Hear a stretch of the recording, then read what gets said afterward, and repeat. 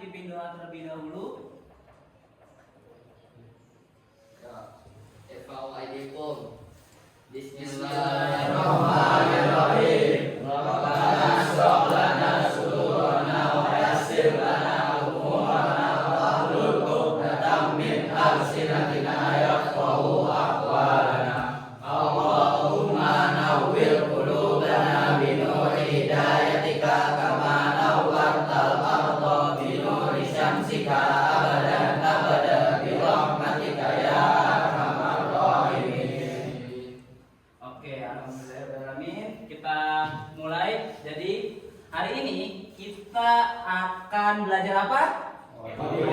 Coding. Nah, coding ini adalah salah satu materi, salah satu mata pelajaran di kurikulum Merdeka. Jadi nanti kalian itu akan mendapatkan mata pelajaran yang namanya KKA.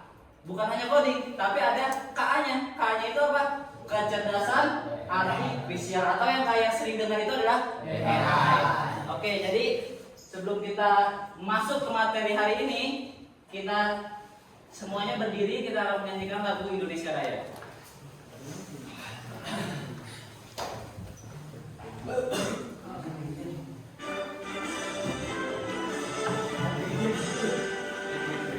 Indonesia tanah airku, tanah tumpah darahku. Di sana aku berdiri, jadi pandu hidupku. Indonesia bangsaku, bangsa dan tanah airku. Marilah kita berseru, Indonesia bersatu. Hiduplah tanahku, hiduplah negeriku, bangsaku, rakyatku semuanya. Banggalah jiwanya, banggalah rakyatnya, untuk Indonesia Raya. Indonesia Raya, merdeka, merdeka, tanahku, negeriku yang ku cinta. Indonesia Raya, merdeka, merdeka, hiduplah Indonesia Raya. Indonesia Raya, merdeka, merdeka, tanahku, negeriku yang ku cinta. Indonesia Raya, merdeka, merdeka, hiduplah Indonesia Raya. Oke, silakan duduk kembali. Selamat datang di kelas coding dan kecerdasan artifisial Pak Ramadan. Oke, ini adalah salah satu bentuk AI. Nah, ini adalah AI. Yang ngomong ini adalah AI. Jadi zaman sekarang itu AI itu sudah sangat familiar di kalangan umat manusia. Jangankan di daerah perkotaan, di daerah pedesaan aja orang-orang itu banyak yang pakai AI. Buat terutama bagi pelajar. Pelajar itu banyak yang pakai AI. Dan AI ini banyak manfaatnya tapi juga banyak mudorotnya, banyak keburukannya. Jadi kalau orang nggak bisa memanajemen AI dengan baik, kalau AI di tangan yang salah, itu bahayanya luar biasa. Karena kan banyak kan di media-media sosial, ya kan, banyak video-video kayak gini dibuat-buat yang bikin informasi Palsu. informasi palsu yang contohnya aja nenek-nenek terjun payung dari pesawat. Iya, coba itu kan salah satu bentuk kebodohan AI kan, termasuk salah satu bahaya AI. Nah itu, atau muka Faruk dibuat video bisa, dibuat video lagi ngapain bebas bisa. Kalau orangnya itu, nah misalkan Faruk ditangkap polisi, nah di AI bisa dibuatin. Tapi itu informasi bohong. Nah nanti kalian itu selama belajar coding itu akan kalian belajar tentang etika AI, etika menggunakan AI, terus tentang bagaimana menggunakan AI yang baik dan benar gitu. Nanti nanti selama pelajaran coding ini. Nah, oke. Ngomong-ngomong dari tadi coding. Nah, sekarang tujuan pembelajaran kita ada 3. Yang pertama kalian tahu apa itu coding sama AI, gitu. Terus habis itu yang kedua kalian bisa mempraktekkan KA di kehidupan sehari-hari. KA itu apa? AI ya, kecerdasan artifisial. Terus kalian juga dapat mengetahui bagaimana KA itu dapat membantu umat manusia, gitu. Dapat untuk mempermudah umat manusia gitu. Nah, terus ngomong-ngomong tentang coding, nah sekarang coba apa itu coding yang ada di benak kalian? Pemrograman. Hah? Pemrograman. Pemrograman, kata Tama. Ada lagi yang lain? Yang ada di pikiran kalian, yang terlintas di pikiran kalian, coding itu apa sih? Kode. Kumpulan kode. Kumpulan kode, kata Pandu. Ada lagi yang lain? Bahasa pemrograman. Bahasa pemrograman. Ada lagi? Hacker. Berpikir komputasional. Berpikir komputasional. Oke, semuanya benar. Algoritma itu semuanya benar. Jadi coding itu kalau berbicara tentang coding secara tidak sadar, kalian di kehidupan sehari-hari itu pasti menerapkan coding. Coding itu adalah alur atau cara berpikir. Cara berpikir apa? Cara berpikir komputer, gitu. Dari bahasanya ke ininya apa namanya, outputnya yang akan dihasilkan. Sama kayak kalian, dari bahasa kalian misalkan Rean nyuruh Faruk beliin kue misalkan, itu artinya dari bahasa Rean ke Faruk, terus habis itu Faruk menjalankan yang diperintahkan Rean, itu disebut dengan coding, gitu. Jadi coding itu secara arti itu adalah cara memberi perintah kepada komputer menggunakan bahasa yang dimengerti oleh suatu mesin. Jadi di masa depan nanti itu semuanya itu bakalan menggunakan mesin, menggunakan robot lah istilahnya.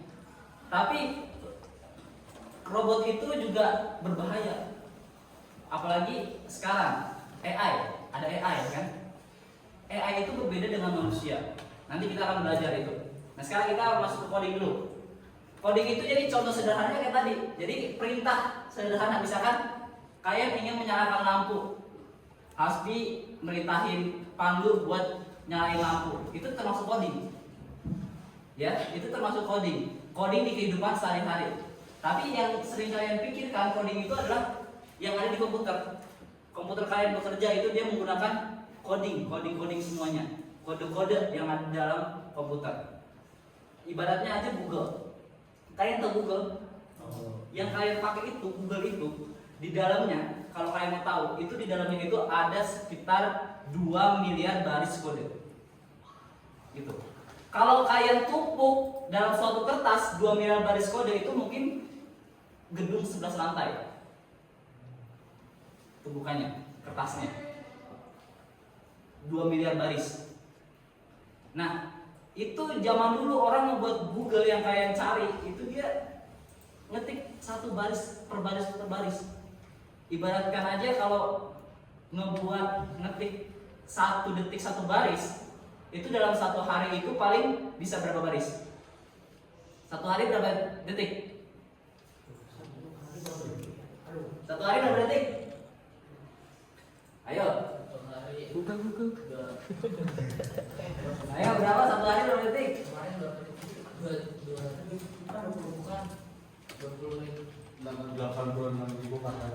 86.400 detik gitu. Berarti dalam 1 hari itu baru mencapai 86.000 baris.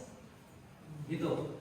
Maka untuk bisa mencapai 2 miliar itu banyak banget kan hari yang dilakukan, itu nggak tidur.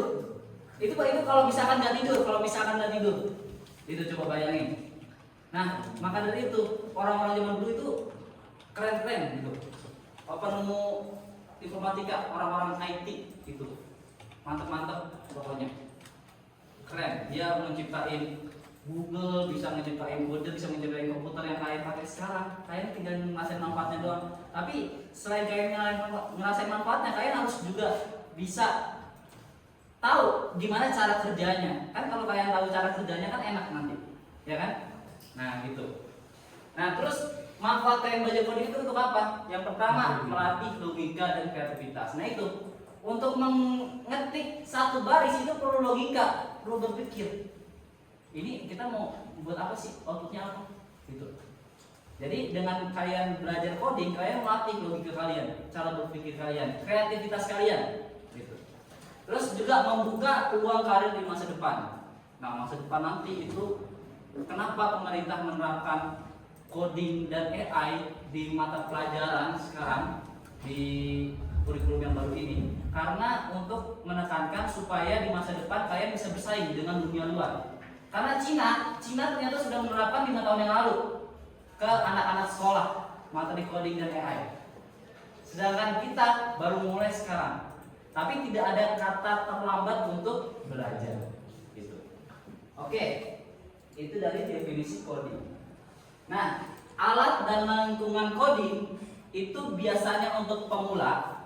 Pemula itu coding itu dia menggunakan kalau nggak HTML bahasanya CSS atau Python yang dia gunakan. Nah, untuk kali ini kita akan belajar bahasa Python, bahasa yang paling banyak digunakan di dunia. Bahasa Python adalah bahasa yang paling banyak digunakan di dunia. Untuk kalian membuat suatu program itu dia menggunakan Python. Buat game Mobile Legends itu dia pakai Python di dalamnya. Tuh. Buat apapun yang sekarang lagi itu bahasa Python itu paling gampang dibuat. Komputer kalian bisa nyala, layar bisa tampil ke sini, itu dia menggunakan bahasa Python. Nah, sebenarnya ada juga bahasa lain, tapi kenapa saya merekomendasikan Python? Karena Python itu adalah bahasa paling gampang untuk pemula. Karena Python itu gabungan dengan bahasa Inggris.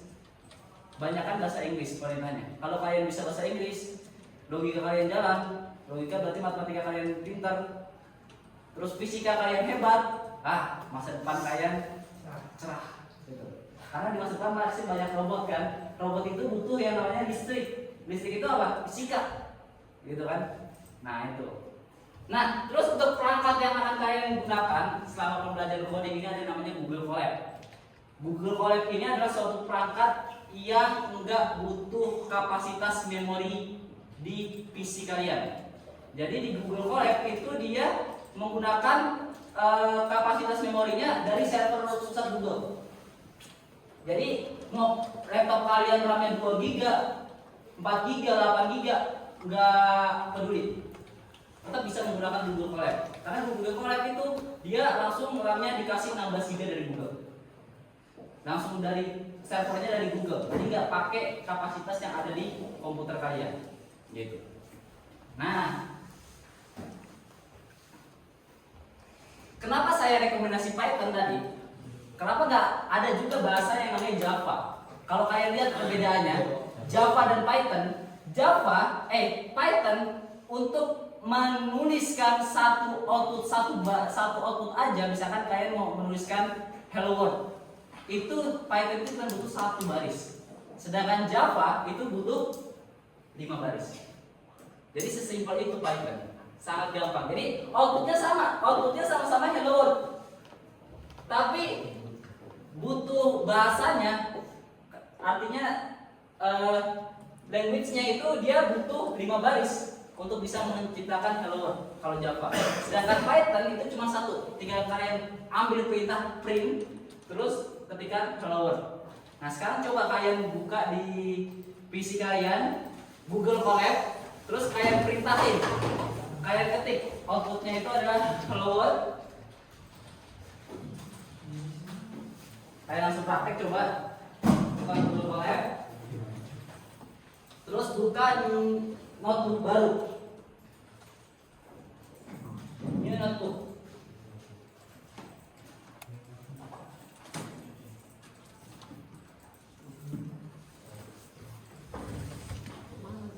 Terus ambil perintah print untuk mencetak hasil dari yang kalian pikirkan. Print, buka kurung, kutip 2, habis itu tulis apa yang ingin kalian tulis. Misalkan kalian tulis aku sayang Google. Nah, aku cinta AI. Kalian tulis. Nanti habis itu kalian jalankan dan akan melihat hasilnya.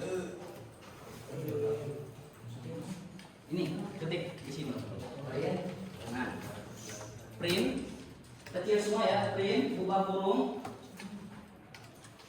Di ada itu di situ.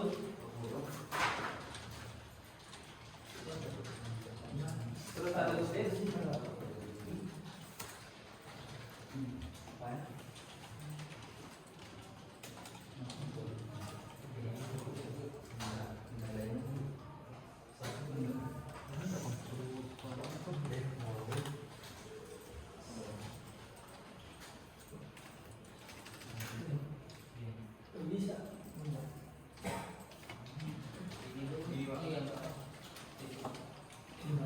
Iya, terus buka lagi ini print.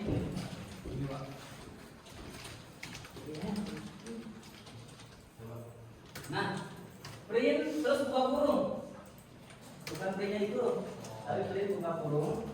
Terus kutip 2 ada tanda kutip, itu artinya tulisan yang mau kalian tulis. Nah ini, nah bisa.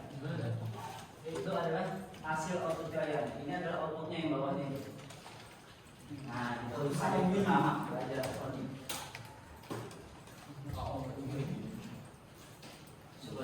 Gak bisa semua ya? Gimana? Ya gimana Pak? Di tulisannya itu. Print, nah ya tinggal tulis print. Ikutin itu yang bahasa Python, Hello World.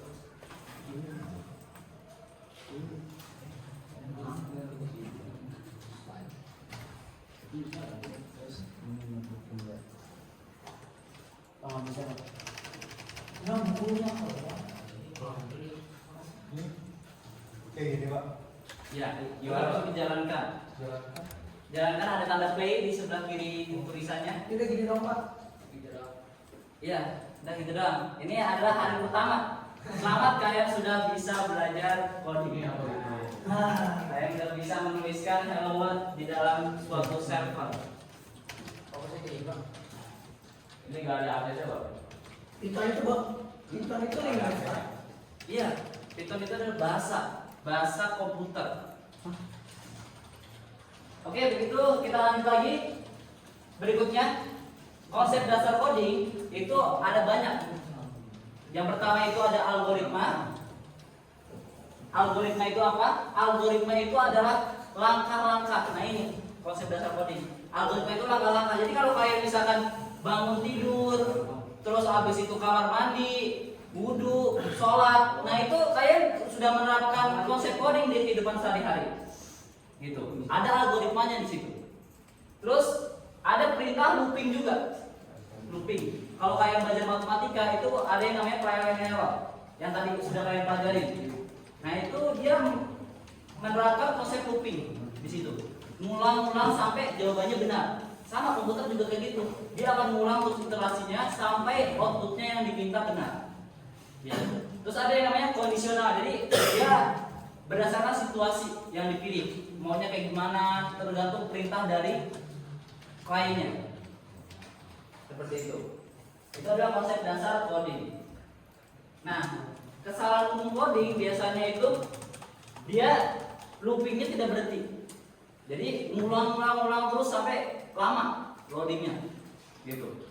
Terus kondisinya tidak terpenuhi dan solusinya itu harus teliti. Jadi kalian belajar coding ini bisa untuk meningkatkan ketelitian kalian. Nah, terus sekarang apa itu AI? Sekarang yang ada di benak kalian, AI itu apa sih? Kecerdasan artifisial atau KA. KA itu apa? Yang ada di pikiran kalian? Kecerdasan buatan. Ya, itu bahasa Indonesia-nya. Robot. Oke. Terus ChatGPT. Masih. Terus Gemini. Pokoknya AI itu adalah alat kan? Alat. Nah, secara definisi AI itu ini. AI itu adalah teknologi yang memungkinkan mesin itu berpikir. Jadi mesin itu di dalam komputer itu dia berpikir apa yang kalian perintahkan. Dari berpikir dia belajar. Jadi AI itu sama kayak manusia. Jadi sebelum dia menentukan hasil, memprediksi suatu hasil, dia belajar dulu di dalamnya. Yang disebut dengan dalamnya itu ada machine learning, gitu. Nah, ini adalah revolusi kecerdasan artifisial. Nih, mulai dari era simbolik, terus ada pembelajaran mesin. Jadi mesin itu nanti belajar di dalamnya. Terus habis itu nanti ada deep learning. Nah, deep learning ini kayak kurikulum sekarang ya pendekatannya, tapi beda. Deep learning ini dia mesinnya itu belajar secara mendalam di dalam mesinnya itu. Jadi dalam mesinnya itu dia terus belajar supaya menghasilkan prediksi yang lebih baik. Nah, nanti cara kerja AI itu kayak gimana sih? Nanti kita akan belajar gimana cara kerja AI.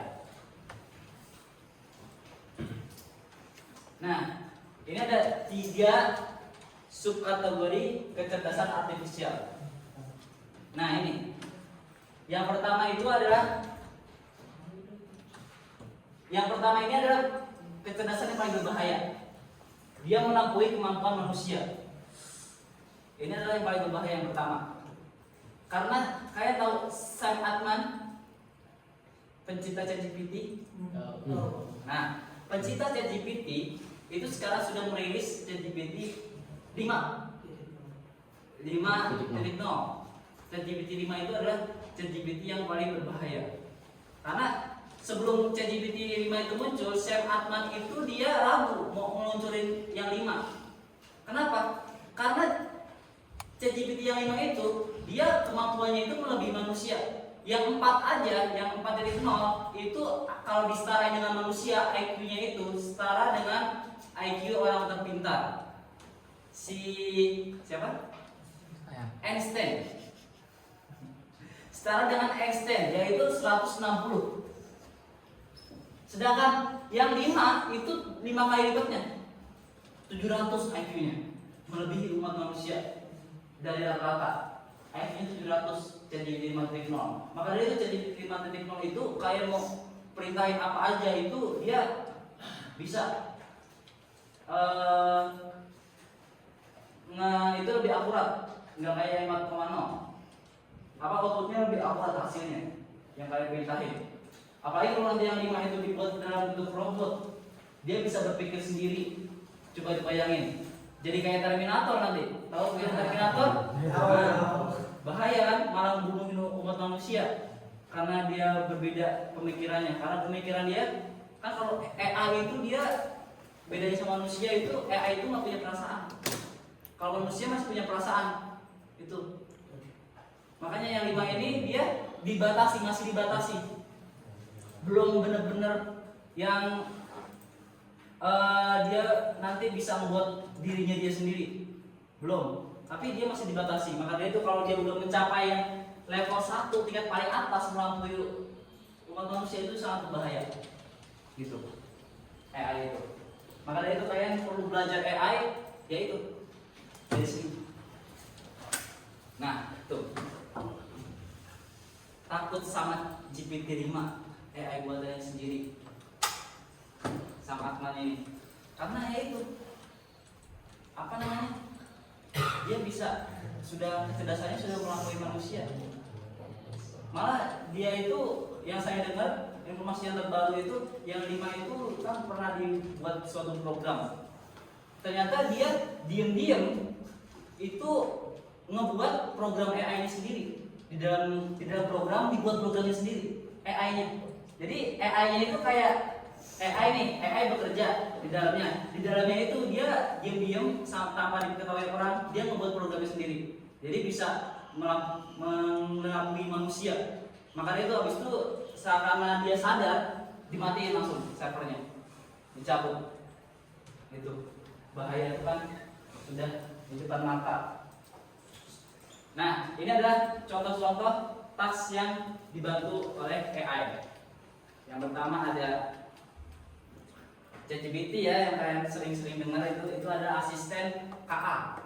ChatGPT, Gemini, terus bisa memproduksi video kayak tadi yang di awal video itu, terus bisa menulis suatu rapat, menulis kode. Nah ini menulis kode, AI itu bisa menulis kode. Jadi sekarang itu orang-orang programmer itu dia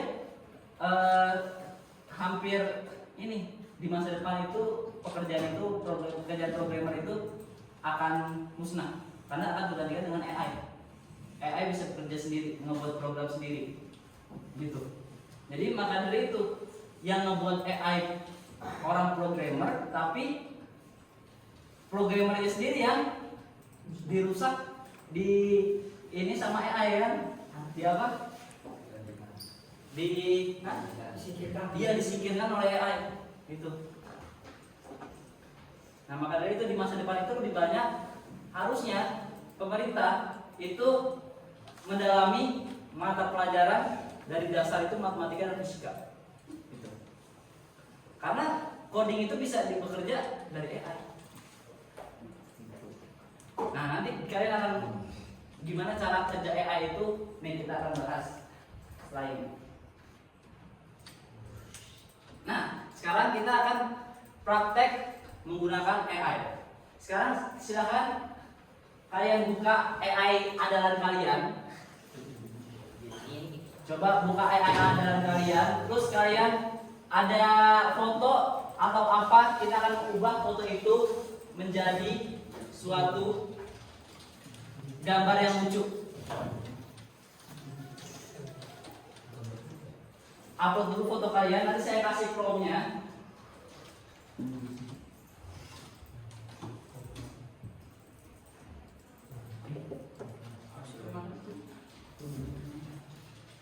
Misalkan saya pakai begini. Kode kelasnya udah kemana? Kode kelasnya itu 2Ki KU 72AI.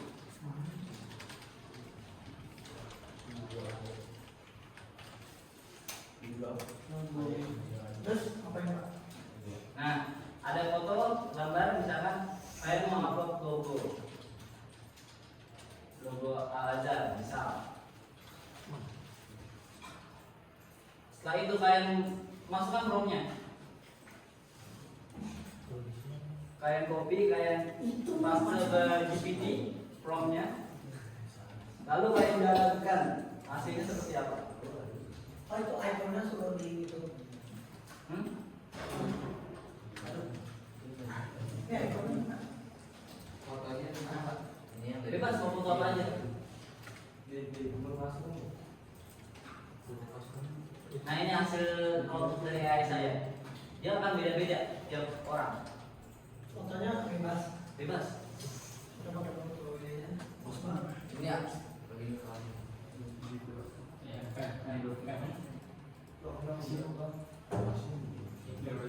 Jadi kalau belajar aja keren.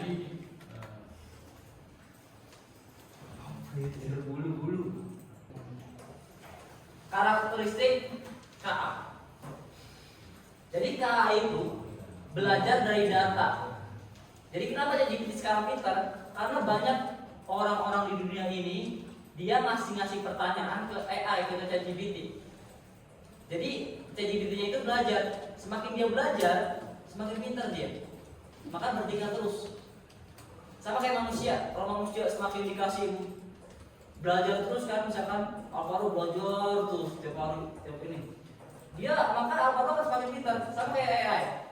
AI itu udah semakin dia belajar, maka tingkat output hasilnya salah itu kecil, makin kecil.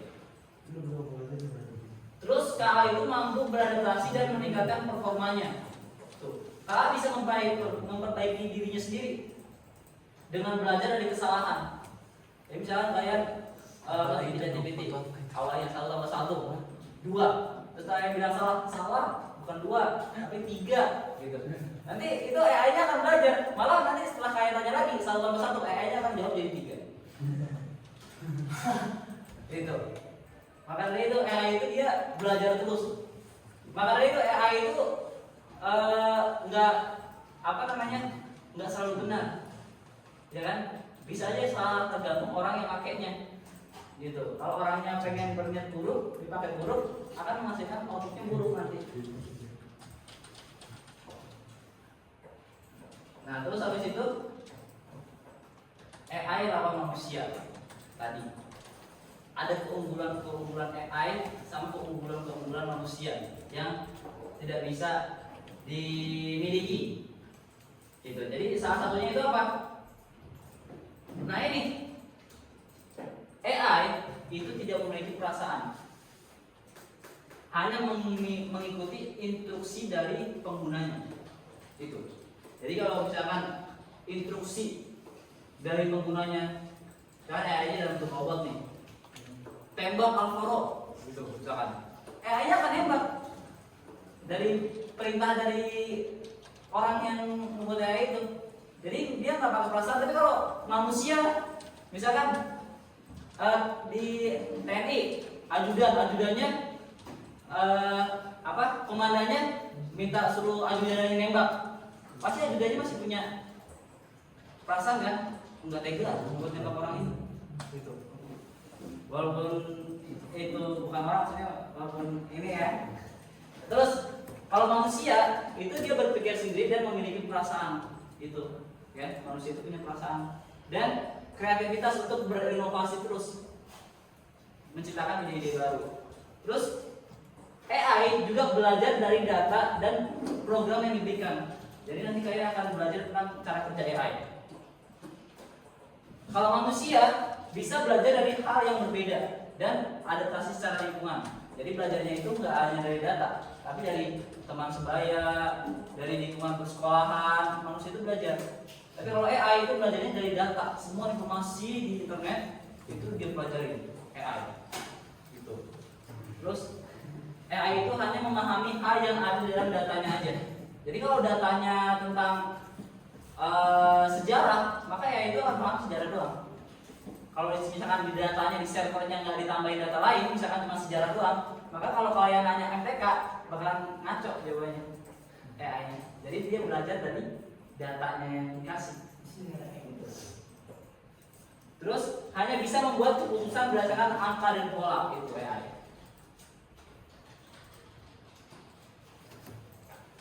Tuh, KA itu tidak selalu benar.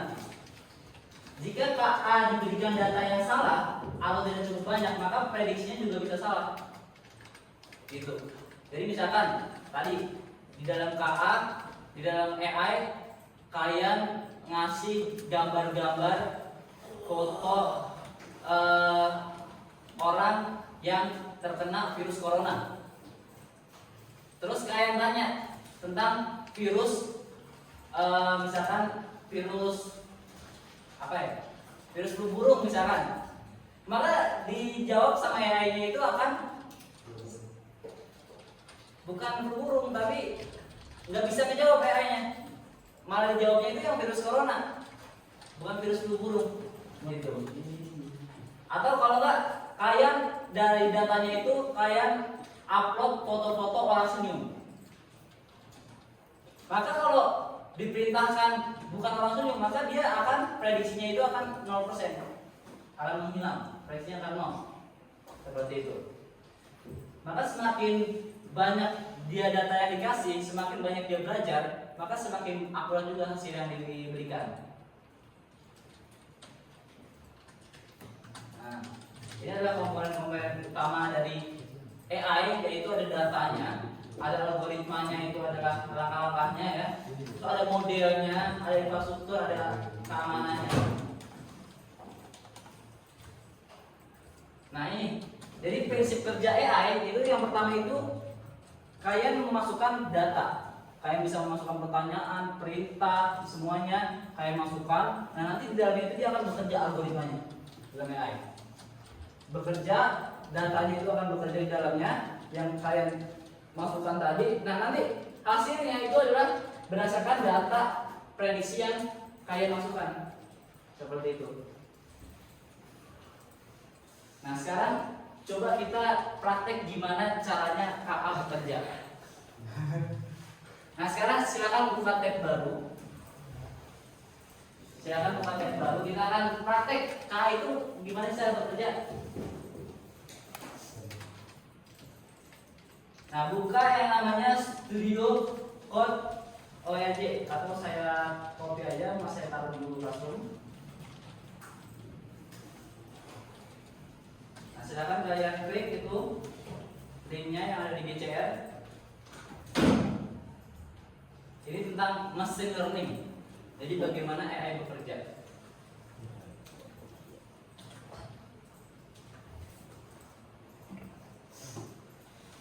Silakan kalian lihat sini dulu, coba kita tonton dulu videonya bareng-bareng. babat. Kita lihat videonya bareng-bareng.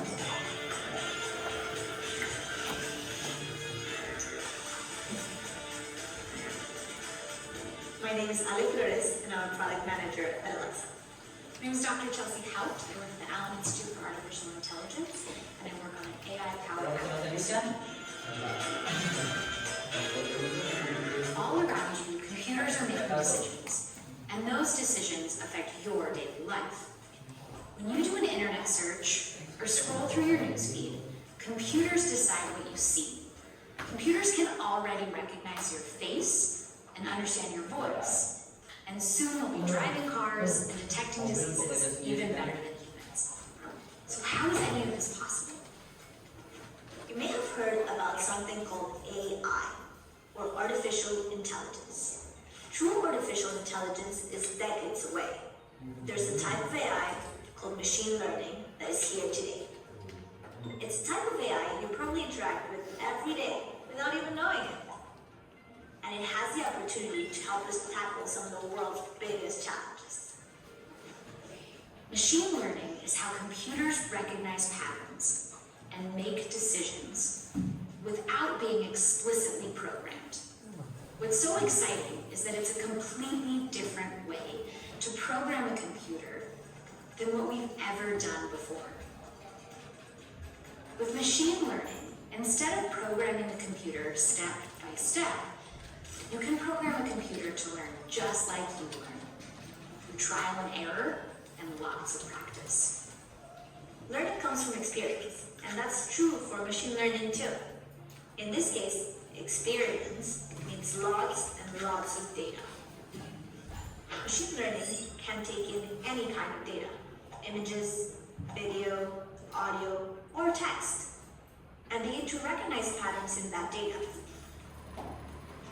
Once it learns to recognize patterns in the data, it can also learn to make predictions based on those patterns, like noticing the difference between an image of a car and an image of a bicycle.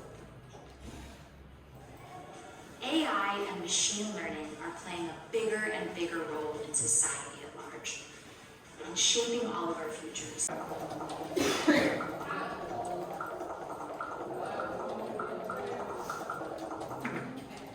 nah ini kan bukan.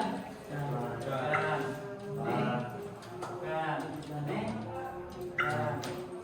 Bukan.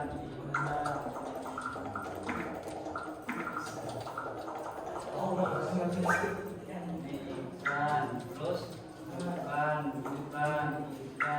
karena juga saya ini gitu doang nih, baru 10 data yang saya masukin. Sekarang kita next. Jadi ini ada nggak di sini dari kita ajarin nggak ini karena bukan? Belum ya? Nah coba kita lihat di sini. Nah, bukan ikan, tuh malah dikira ikan. Karena kita belum ngajarin. Nah jadi AI bekerja itu seperti ini. Gitu. Jadi kalau kita ada bentuk yang nggak kita ajarin, itu jadi dia menganggapnya benar semua. Gitu. Tapi kalau kita udah ajarin itu salah, jadi dia akan bekerja AI-nya bahwa itu salah. Seperti itu. Nah, cara AI bekerja itu seperti itu. Gitu.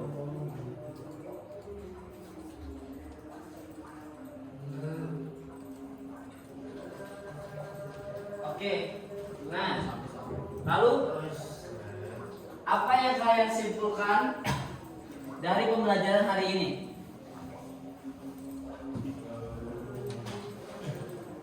Kalian udah belajar apa aja hari ini? Ya, anak Faro. Yang pertama, kalian belajar coding, ya definisi coding. Terus kalian belajar definisi dari AI itu sendiri. Terus kalian belajar bahasa pemrograman. Ya kan tadi kalian sudah mengetik bahasa yang pertama yang kalian lakukan itu adalah perintah print di dalam Python. Ya kan kalian mengoutputkan menghasilkan tulisan hello world. Nah itu kalian udah belajar itu. Itu adalah hari pertama kalian belajar coding, yang belajar itu. Nanti di pertemuan selanjutnya kita akan terus belajar bahasa Python. Kita akan seperti belajar bahasa Inggris saja pokoknya. Kita akan belajar bahasa Python nanti. Ada variabel, ada list, ada string, pokoknya semuanya kita akan pelajari. Terus habis itu kalian udah belajar apa lagi? Cara kerja AI gitu kan. Kalian udah tahu, oh AI ternyata kayak gini kerjanya. Jadi kalau kalian buka ChatGPT, itu ChatGPT itu kayak masukin pertanyaan, itu dia dalamnya lagi bekerja. Gitu. Jadi nanti tujuan kita, output kita di KKI ini, kalian bisa membuat AI kalian sendiri dengan Python. Dengan bahasa Python kalian bisa membuat AI kalian sendiri. Jadi kalian punya AI, kalian tanya, AI kalian jawab. Nah, itu nanti gimana caranya? Kita akan belajar tahap demi tahap. Nah, selama 1 semester, 2 semester ini, 1 tahun ini, pokoknya. Ya, oke. Oke, kalau gitu cukup. Kita cukupkan pembelajaran kita hari ini. Apakah ada pertanyaan? Jika tidak ada, kita sama-sama ucapkan hamdalah. Alhamdulillah.